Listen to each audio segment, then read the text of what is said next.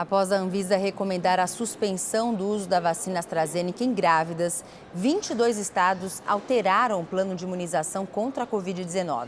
A agência afirmou que há uma suspeita de evento adverso grave de um AVC hemorrágico que resultou na morte de uma gestante no Rio de Janeiro.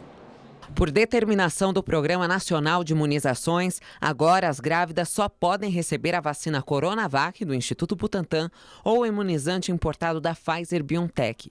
A orientação da Anvisa é resultado da constatação de eventos adversos no país e determina que seja seguida a bula da vacina AstraZeneca, que não recomenda o uso por gestantes sem orientação médica. O Ministério da Saúde investiga o caso de uma gestante que morreu no Rio de Janeiro depois de ter sido imunizada com a vacina da AstraZeneca.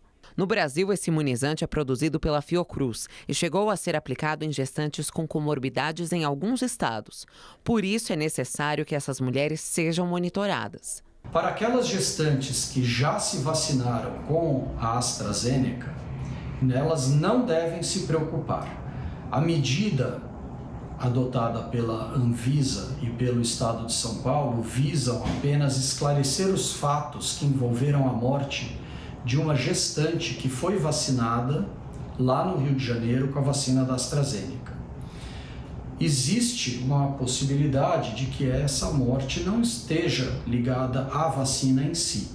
A vacinação contra a Covid-19 para grávidas com comorbidades deveria começar hoje, mas foi suspensa em todo o estado. A campanha para pessoas com deficiência permanente com idades entre 55 e 59 anos, ferroviários e metroviários, foi iniciada hoje. Trabalhar com transporte, com milhões de pessoas pegando o metrô todos os dias, né? A gente fica com receio, né? A família estava muito preocupada, sempre pedia para eu tomar muito cuidado. Para mim é esperança, né, de uma situação melhor daqui para frente, né, com a vacina, logicamente. Alívio que as grávidas vão demorar um pouco mais para sentir, já que São Paulo não tem doses das vacinas da Pfizer e da Coronavac, as únicas até o momento indicadas para gestantes. Vamos aguardar um posicionamento do Ministério da Saúde através do Plano Nacional de Imunização. Neste momento, esta semana, todos os grupos que estão sendo vacinados, nós recebemos na nossa grade de vacinas apenas a vacina AstraZeneca. Devemos receber um novo lote da Pfizer na semana que vem, segunda-feira, e o que recebemos, 92 mil doses até quinta-feira passada de Coronavac, elas são exclusivas para a vacinação de segunda dose em toda a nossa rede. Idosos de Belo Horizonte que estavam com a vacinação contra a Covid-19 atrasada voltaram a ser imunizados hoje. Minas Gerais recebeu mais de 100 mil doses da Coronavac no último fim de semana. Na capital mineira, a retomada da aplicação da segunda dose da Coronavac começou com os idosos de 67 anos. Tive que ter tranquilidade porque a gente não tinha certeza de que ela viria, né? Está um pouquinho atrasada, mas chegou a tempo. De acordo com as autoridades da saúde, o esquema vacinal deve ser concluído mesmo com atraso. No caso da Coronavac, o ideal é que a segunda dose seja aplicada entre 14 e 28 dias após a primeira. Fiquei receoso, será que vai chegar? Era dia 3, hoje é dia 11. Então foi uma semana praticamente. Para muita gente, a preocupação continua. Belo Horizonte precisa de 79 mil unidades da Coronavac para a segunda dose e recebeu menos de 17 mil nesta segunda-feira. O 66, 65 deve ser mais no meio da semana para o final. Aí vocês voltam depois. Faixa etária não me atende. A gente fica meio frustrado, né? As cidades do interior de Minas também receberam uma nova remessa do imunizante produzido pelo Instituto Butantan. Quase todos os municípios registram atrasos na segunda dose. A Secretaria da Saúde distribuiu também 396 mil unidades da AstraZeneca. Além do atraso da segunda dose da Coronavac, a recomendação da Anvisa para que o uso da AstraZeneca seja suspenso em mulheres grávidas também preocupa as prefeituras. Aqui em Minas Gerais, várias cidades já fizeram alterações no esquema de vacinação. É o caso de Betim, na Grande BH, que já havia vacinado 205 gestantes. Em Juiz de Fora, 151 grávidas foram imunizadas e em Uberaba, 35. A aplicação da AstraZeneca nesse grupo de pessoas foi suspensa nesses municípios. Em Belo Horizonte não houve mudança porque as gestantes são vacinadas com o imunizante da Pfizer. A Secretaria Estadual da Saúde informou que aguarda novas orientações do Ministério da Saúde. E a aplicação da segunda dose da Coronavac voltou a acontecer hoje em Porto Alegre apenas para pessoas com 75 anos ou mais. E comparada com a semana passada, a manhã foi tranquila nos postos de saúde. O cenário da quarta-feira passada foi de filas formadas em postos de saúde de Porto Alegre. Já nesta terça-feira, nenhum registro de aglomerações em busca da segunda dose da Coronavac. Para não causar novos transtornos, a Prefeitura da capital estabeleceu faixas etárias para a imunização da D2. Hoje foi o dia de idosos com 75 anos ou mais. A dona Natila tem 81 anos e esperou o momento certo para procurar a segunda dose. Não, porque eu vi antes, não é? Então resolvi aguardar hoje o momento certo. Às 9h30 da manhã, apenas 20 pessoas já haviam procurado a unidade de saúde Modelo, na área central da capital. A primeira dose da AstraZeneca Oxford também está sendo aplicada nos postos de saúde, mas a imunização em gestantes está temporariamente suspensa pela Anvisa. Em Porto Alegre, a Secretaria Municipal da Saúde informou que o cancelamento vai até a próxima segunda-feira. Quem se enquadra neste grupo, assim como as puérperas, deve procurar as unidades Modelo e API Santa Marta e Santa Cecília para receberem a primeira dose da Pfizer. Seguindo o calendário da Prefeitura, a partir desta quarta-feira, poderão buscar a segunda dose da Coronavac idosos com 73 anos ou mais. E numa cerimônia no Palácio do Planalto, que contou com a participação do presidente Jair Bolsonaro, o ministro da Saúde, Marcelo Queiroga, assinou a portaria que libera mais de 900 milhões de reais para estados e o Distrito Federal no combate à Covid-19. Queiroga anunciou também a compra de mais 100 milhões de doses da vacina da Pfizer. Os imunizantes deverão ser entregues até o fim do ano, sendo que 30 milhões até setembro. Pela manhã, o Ministério da Saúde anunciou a compra de mais 50 milhões de doses do laboratório AstraZeneca, produzidas no Brasil pela Fiocruz. Elas fazem parte do total de 110 milhões de doses previstas para o segundo semestre. A CPI da pandemia no Senado ouviu hoje o presidente da Agência Nacional de Vigilância Sanitária, Antônio Barra Torres. Ele afirmou que a decisão de impedir os estados de importarem a vacina Sputnik V foi técnica. A sessão de hoje começou com cobranças da base governista. Parlamentares criticaram a tentativa da oposição de ouvir novamente o ministro da Saúde, Marcelo Queiroga, que prestou depoimento na semana passada. Me parece haver um movimento muito claro por parte da oposição de focar a investigação no governo federal e numa tentativa muito clara de blindagem de prefeitos e governadores. E isso se mostra cristalino nesse momento. Diante dos questionamentos, o presidente da comissão, o senador Omar Aziz, do PSD do Amazonas, garantiu que as informações sobre o uso dos recursos enviados pela União aos estados e municípios começará em breve. Como nós demos 5 dias de prazo e a maioria está pedindo um pouco mais porque tem que detalhar todos os gastos. A partir disso, nós vamos sim chamá-los, não tenha dúvida sobre isso. Só que a gente precisa ter um fato para chamar. Encerradas as discussões, teve o início o depoimento do presidente da Anvisa, Antônio Barra Torres. Em mais de 5 horas, Barra Torres defendeu a atuação da agência. Afirmou que o trabalho é técnico e transparente. Segundo ele, as decisões que negaram a importação dos imunizantes Covaxin da Índia e Sputnik da Rússia foram tomadas com base nesses dois pilares.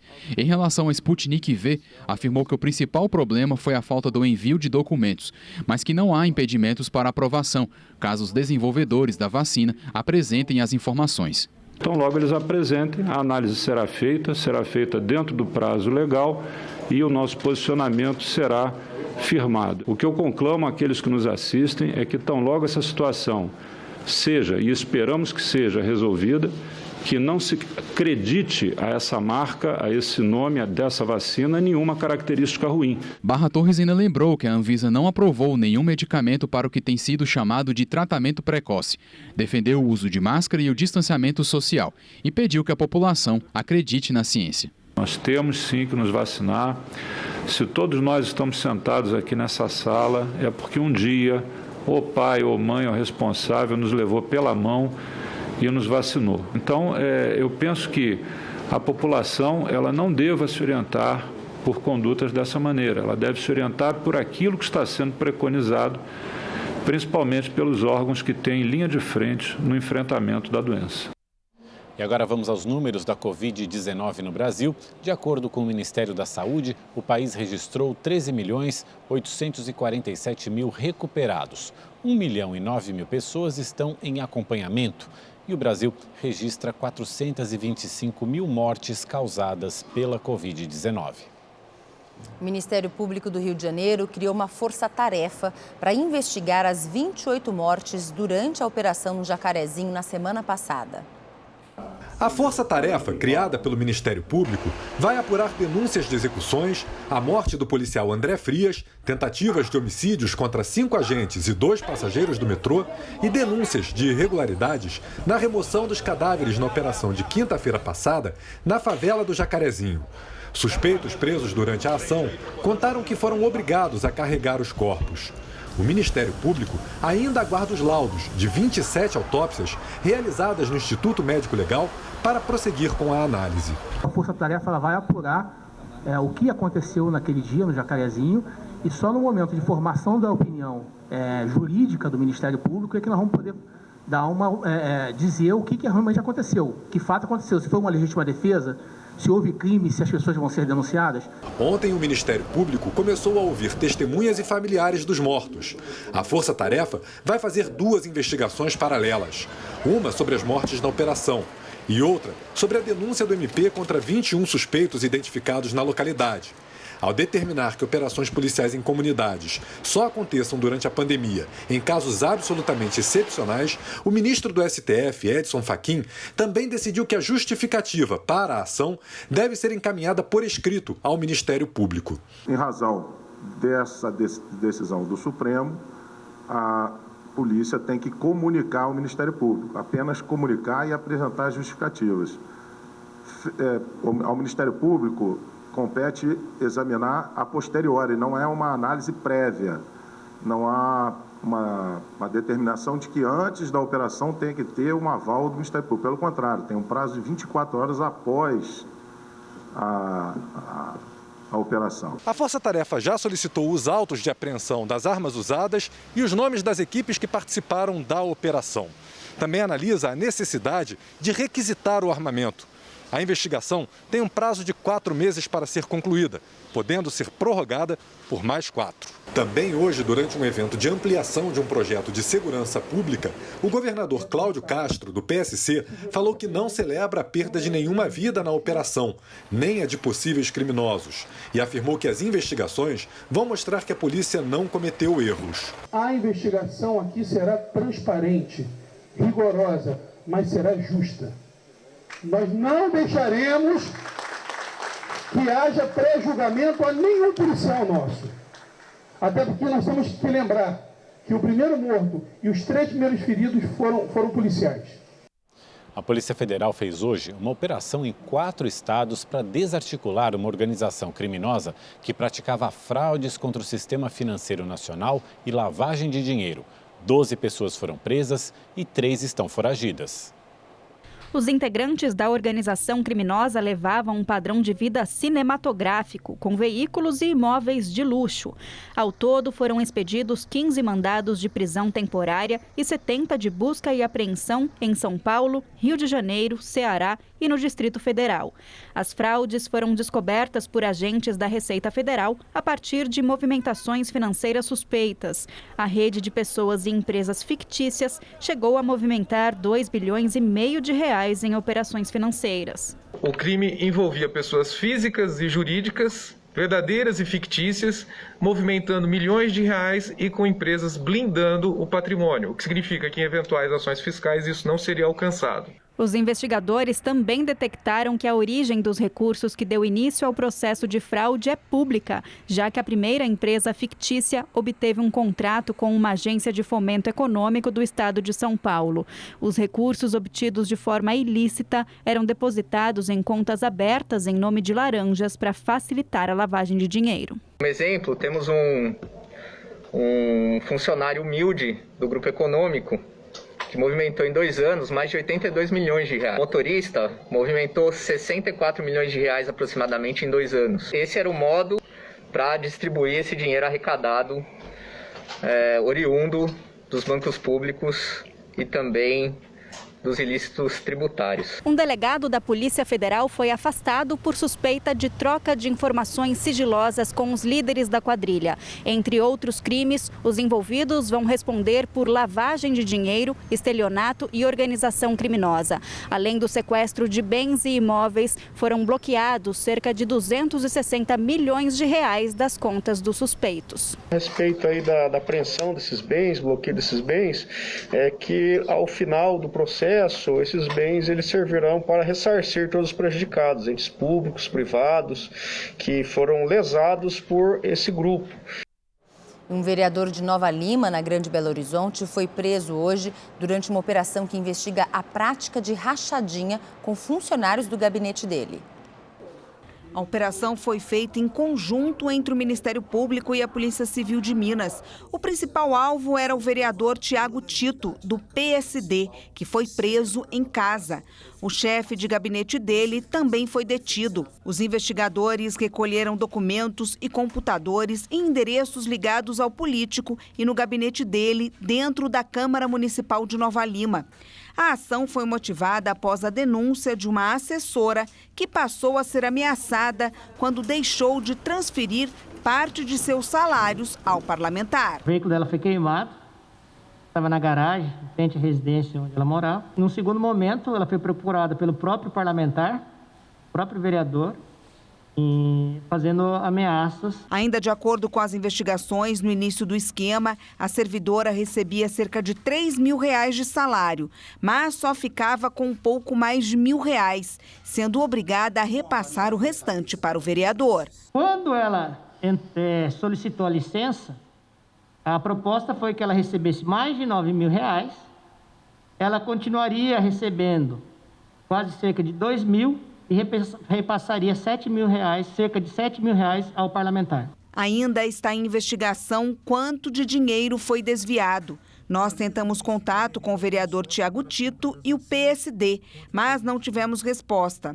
Em nota, a Câmara de Nova Lima disse que reitera o compromisso com a transparência, estando à disposição das autoridades.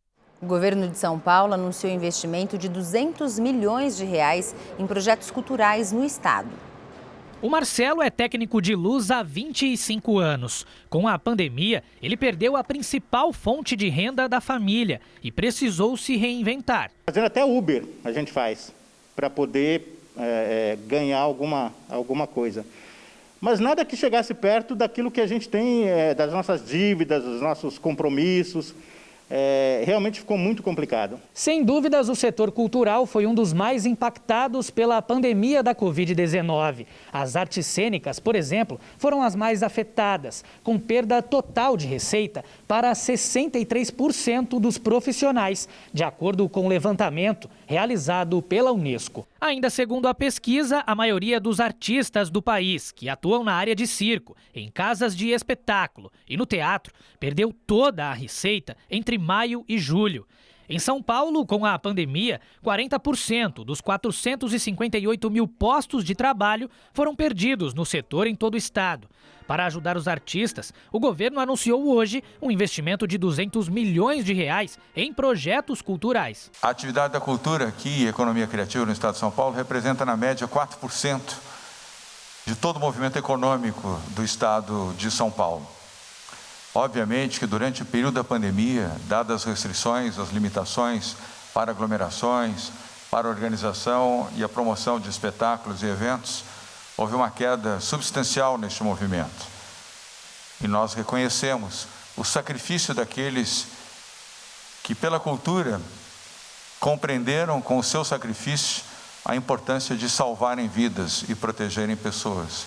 Entre os projetos apresentados pelo governo está o programa Modernismo Hoje, em comemoração ao centenário da Semana de Arte Moderna de 1922. Nós temos diversas linhas nesses programas de fomento voltadas para a área de artes cênicas, para o teatro, para a dança e para o circo, né? E os recursos foram ajustados de maneira justamente a dar conta daquilo que nós diagnosticamos como as prioridades. Então, estamos priorizando a área de artes cênicas por conta de tudo que foi mencionado aqui. Para o presidente do Sindicato dos Artistas, a medida do governo é importante, mas não resolve efetivamente os problemas do setor. Porque o setor já está paralisado há cerca de 15 meses, né, e a gente não vê muita perspectiva. A perspectiva é a vacinação e a gente sabe que a vacinação anda em passos lentos no Brasil nesse momento. Mesmo assim, para quem vive disso, a notícia soa como esperança, principalmente pela oportunidade de voltar a trabalhar com o que gosta. A gente espera que quando esses projetos começarem a vir à tona, isso gere bastante trabalho para a nossa categoria. Isso traz aí uma luz aí no fim do túnel, para que a gente possa ter aí uma visão futurista um pouco mais, eu diria assim, com mais esperança, né? Agora, ao contrário do setor cultural, nem todos os segmentos da economia perderam dinheiro na pandemia. Os consórcios, por exemplo, registraram aumento de participantes e atingiram o melhor resultado em 10 anos. Os consórcios estão cada vez mais versáteis. Atualmente negociam opções como carros, imóveis, eletrodomésticos e até cirurgia plástica. Tem gente até substituindo o investimento mais popular do brasileiro.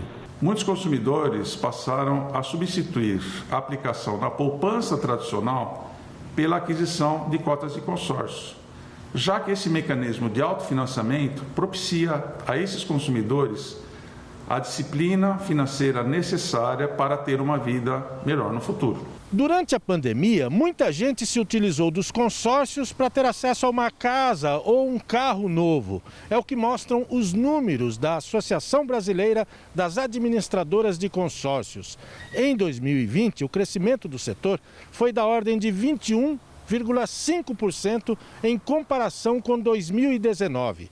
Já no primeiro trimestre deste ano, o volume de vendas aumentou 42,8%. Este foi o melhor resultado dos últimos 10 anos. Francisco é representante comercial e precisa de um carro para atender os clientes. Entrou em um consórcio de veículos usados, deu um lance de 30% e foi contemplado. Segundo ele, a vantagem foi grande. Os juros é muito alto, você sofre muito com juros, você vai pagar aí praticamente quase 2 carros.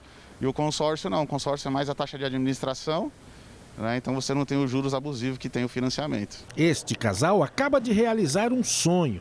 Depois de muita pesquisa e cálculos, resolveu investir num consórcio de imóveis.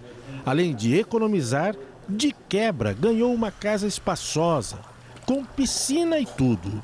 Eram 4 pessoas trabalhando, estudando, fazendo tudo dentro de um apartamento. Embora o prédio tivesse muita área de lazer, dentro do apartamento a gente tinha uma varanda pequena. E aí já fazia uns 2 anos que eu queria uma casa e isso apressou os meus sonhos. Os consórcios existem há pelo menos 60 anos no Brasil. Só no ano passado, os negócios realizados no setor somaram mais de 160 bilhões de reais. Entre 2019 e 2020, ganhou quase 7% a mais de participantes e chegou perto dos 8 milhões de adeptos. Números que fazem o setor olhar para o futuro com otimismo. O sistema de consórcio tem expectativa de repetir o mesmo desempenho que foi excelente em 2020. E começou hoje uma nova etapa da campanha nacional de imunização contra a gripe no Recife, gente. A meta é imunizar mais de 200 mil pessoas. A segunda etapa da campanha de vacinação contra a influenza em todo o país tem como prioridade a imunização de idosos a partir dos 60 anos e professores da rede básica de ensino. No Recife, a vacinação ocorre em 153 unidades de saúde. Um desses pontos fica no Pátio do Carmo, no centro da cidade. O serviço funciona de segunda a sábado, das 8 da manhã às 5 da tarde. Essa procura não está o que a gente esperava, né? A gente tem 220 mil pessoas nessa primeira fase para vacinar e até o momento a gente só vacinou 64 mil pessoas. Para quem já se vacinou contra a Covid-19, o Ministério da Saúde recomenda um prazo de no mínimo 14 dias para só então receber um imunizante contra a gripe. A vacina protege contra os 3 tipos de vírus de influenza que mais circulam pelo hemisfério sul. Nesta fase da vacinação, o Ministério da Saúde espera imunizar mais de 79 milhões de pessoas em todo o país até o dia 8 de junho. De acordo com o vacinômetro da campanha, já foram aplicadas 6,9 milhões das 27,3 milhões de doses de vacinas contra a gripe, distribuídas a todos os estados. A terceira fase da vacinação ocorrerá entre os dias 9 de junho e 9 de julho. O grupo será composto por integrantes das Forças Armadas, de Segurança e de Salvamento, pessoas com comorbidades, condições clínicas especiais ou com deficiência permanente, além de caminhoneiros, rodoviários, trabalhadores portuários e integrantes do sistema carcerário. Agora eu vim tomar de novo para me proteger, né? Da gripe é muito importante a gente tomar as vacinas, principalmente os idosos, né? A gente tem que se proteger e se prevenir. É muito importante se vacinar contra a gripe. O ministro do Supremo Tribunal Federal, Dias Toffoli, afirmou por meio da assessoria de imprensa que não tem conhecimento sobre um suposto pedido de investigação da Polícia Federal feito ao STF contra ele. O ministro negou que tenha atuado para favorecer pessoas em exercício da função em troca de pagamentos ilegais, conforme relata uma matéria do jornal Folha de São Paulo. Segundo a reportagem, em delação premiada, o ex-governador do Rio de Janeiro, Sérgio Cabral, teria dito que Toffoli recebeu 4 milhões de reais para beneficiar dois prefeitos do estado quando Toffoli estava no Tribunal Superior Eleitoral. Dias Toffoli integrou o TSE entre 2012 e 2016, tendo presidido a corte pelo biênio 2014-2016. E a Justiça de São Paulo decretou a prisão preventiva da mãe suspeita de matar o filho de 3 anos. O crime aconteceu ontem na região central da capital paulista. A mulher de 37 anos foi transferida hoje para o Centro de Detenção Provisória de Franco da Rocha, na Grande São Paulo. Ela foi indiciada por homicídio qualificado pela morte do filho, Gael Freitas Nunes de Farias. O crime teria ocorrido no 10º andar deste prédio, no bairro Bela Vista, área central de São Paulo. No apartamento, a mãe morava com o filho, a tia-avó e outra filha de 13 anos. Gael passou o fim de semana com o pai, que deixou o filho com a mãe na tarde de domingo. O pai, Felipe Nunes, disse que Gael ficará para sempre em sua memória e que sua última lembrança será quando se despediu de Gael e ouviu, abre aspas, "Papai, te amo", fecha aspas. Segundo o boletim de ocorrência, Gael estava na sala e foi atrás da mãe na cozinha. A tia-avó escutou barulhos, mas achou que fosse de outro apartamento. Ela ouviu a criança chorar e, após alguns minutos, ao escutar outro barulho, foi até a cozinha e encontrou Gael no chão, desacordado, e a mãe no canto do cômodo. A avó então levou a criança para o quarto. O resgate foi chamado, mas quando os socorristas chegaram ao apartamento, o menino já estava morto. Um dos médicos do SAMU contou à polícia que, ao chegar ao local, encontrou a mãe na cozinha, sentada em uma cadeira com a cabeça baixa. Questionada sobre onde estava a criança, a mãe não falou nada. Ele notou ainda que havia um vaso quebrado no chão. A criança foi encontrada desacordada em outro cômodo da casa. Iniciamos a manobra de ressuscitação cardiopulmonar para esse paciente e para tentar reverter, reverter essa parada cardíaca, realizada intubação orotraqueal, nós e as duas ambulâncias do SAMU que estavam empenhadas, as duas equipes. Porém, sem resposta dessa parte cardíaca do paciente, e nós fizemos o transporte imediato dessa criança para a Santa Casa de São Paulo, que infelizmente, posterior, a gente teve informações que ela veio a óbito. A mãe do Gael passou a noite em um hospital e logo depois foi levada à delegacia, onde prestou depoimento por quase 5 horas. Ainda em estado de choque, ela não conseguiu esclarecer o que teria ocorrido dentro do apartamento. No inquérito que foi aberto para investigar o homicídio da criança, a polícia agora aguarda os laudos médicos para descobrir se a mãe do menino sofre de problemas psiquiátricos. A Justiça aceitou hoje o pedido de prisão preventiva da mãe. A defesa vai tentar pedir o relaxamento, com internação em um hospital psiquiátrico. O advogado disse que há laudos que comprovam o transtorno mental. Ela disse que estava deitada com as crianças,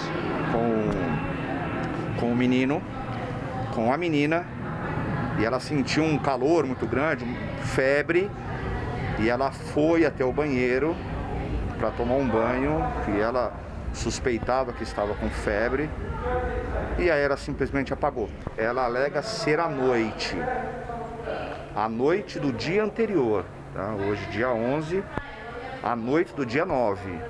Essa é a lembrança dela, tá? E eu questionei quando ela acordou, quando ela retomou a consciência, o que ela viu. Ela disse que viu pessoas puxando ela do banheiro, né, que estava com muito frio, e aí ela teve um desmaio, e quando ela acorda novamente, ela já acorda com carros, com luzes, com muitas pessoas. Acredito eu que deva ser o momento em que já estava o SAMU, mas assim, ao falar do filho, ela só chora. Ela está literalmente em estado de choque. Festival de Prêmios Inverno da Sorte do Rede TV Plus. Veja como participar e ganhar. Os sorteios são diários e você pode levar notebooks, smart TVs e smartphones. Todos os domingos no Encrenca sai também um Renault Kwid zerinho. E ao final da promoção, uma Mercedes C180 Avantgarde pode ir direto para sua garagem. Tudo o que você precisa fazer é continuar assinando o Rede TV Plus ou fazer a sua assinatura agora mesmo, apontando a câmera do seu celular para o QR Code aqui na sua tela. Ou então, acessando redetvplus.com.br. Você paga menos de 75 centavos por dia e pode usar o Pix, cartão de crédito ou cartão virtual de débito da Caixa. É o inverno da sorte aqui na Rede TV. O ministro da Saúde, Marcelo Queiroga, determinou que gestantes e mulheres que tiveram filhos nos últimos 45 dias e que não têm comorbidades não devem ser vacinadas até que mais estudos sejam feitos. Já as mulheres grávidas com comorbidades devem receber ou a Coronavac ou o imunizante da Pfizer. A vacina AstraZeneca está suspensa para esse grupo por recomendação da Anvisa.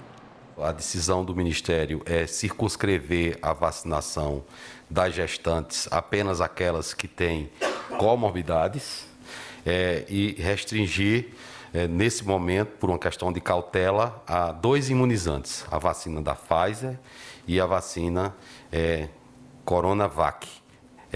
Vamos acompanhar todas as gestantes que foram imunizadas, como já estamos fazendo, independente do tipo de agente imunizante, para verificar se há algum tipo de evento adverso. Agora à noite, uma celebração aos pés do Cristo Redentor, no Rio de Janeiro, marcou o 7º dia da morte do ator Paulo Gustavo. A missa, celebrada por 3 padres, foi restrita aos parentes e aos amigos mais próximos. A mãe do humorista cantou uma música em homenagem ao filho. Paulo Gustavo morreu na semana passada, vítima da Covid-19. E agora vamos à previsão do tempo com Igor Silveira. Olá, boa noite. Olha, a quarta-feira vai ser chuvosa, principalmente na região norte, e tem queda nas temperaturas. Então, é bom separar o casaco, porque vai esfriar nos próximos dias. Essa frente fria começa no Rio Grande do Sul, onde em alguns pontos pode ter geada pela manhã. Ao longo do dia, essa umidade avança para o Paraná e Santa Catarina e pode chover nessa área mais escura. Essa chuva vai para o sudeste, atinge o litoral e a Grande São Paulo, e à noite a temperatura cai. No Rio de Janeiro, no Espírito Santo e em Minas Gerais, o sol aparece e não chove. No Nordeste, o dia vai ser claro em toda essa área que está em amarelo, e no litoral esquenta e pode ter uma chuva fraca e isolada do Rio Grande do Norte até Alagoas. Em Salvador, o sol está garantido e a máxima amanhã pode chegar aos 28 graus. No Centro-Oeste a mesma coisa, esquenta, o dia fica abafado e não chove. Em Cuiabá, a máxima pode chegar aos 30 graus. E para saber mais sobre a previsão do tempo na sua cidade, é só entrar no site da Rede TV. Eu fico por aqui, uma ótima noite e até mais. E o Rede TV News fica por aqui. Obrigado pela companhia. Amanhã a gente está de volta. Boa noite. Isso mesmo. Uma ótima noite para você. Até amanhã. Tchau, tchau.